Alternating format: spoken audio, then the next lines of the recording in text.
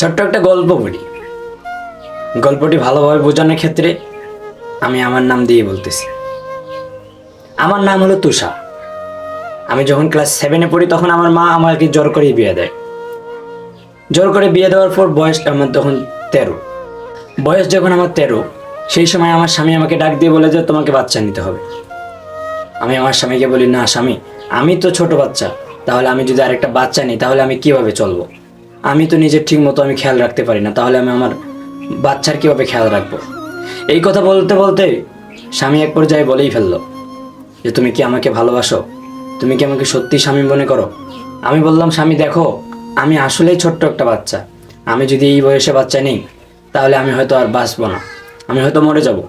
এই কথা বলতে বলতে এক পর্যায়ে আমার স্বামী ডাক দিয়ে বলল যে দেখো বউ, তুমি বাচ্চা নাও, তোমার আমি খুব কেয়ার করব, তোমার আমি খুব খবর নিব, তোমাকে ছেড়ে আমি কোথাও যাবই না, তুমি শুধু একবার বাচ্চাটা নাও।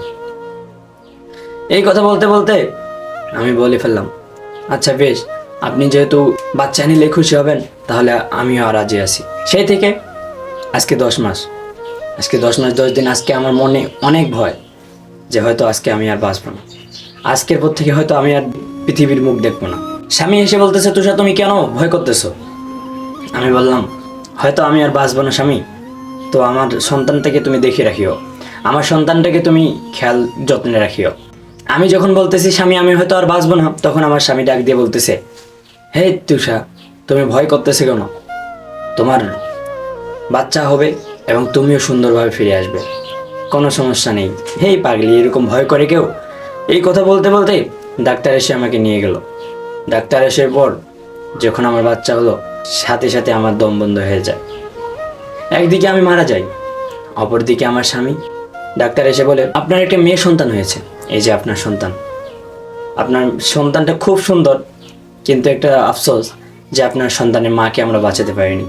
এমন সময় আমার স্বামী খুব জোরে কান্না করেছিল। ঘটনাটি এই জন্যই বলা, আজকাল সমাজে আমরা নারীদেরকে 12 থেকে 15 বছর বয়সেই তাদেরকে বিয়ে দিয়ে দিই। বিয়ে দেওয়ার পর তাদেরকে আমরা পুরুষরা মা হওয়ার জন্য আমরা আবেদন জানাই। তাদেরকে বলি তোমাকে সন্তান নিতে হবে, আমারও সন্তান লাগবে। ঘটনাটি এজন্যই বলা, দেখেন ভাই, বিয়ে হয়েছে আগে ভাগেই, সমস্যা নেই, সন্তানটা একটু দেরি করেই নেন, না হলে আপনার স্ত্রীকে আপনাকেও হারাতে হবে।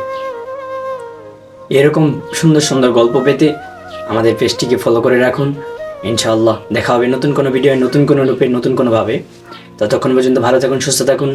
খোদা হাফেজ। সমাজকে জাগিয়ে তোলার লক্ষ্যে ভিডিওটি শেয়ার করে দিন।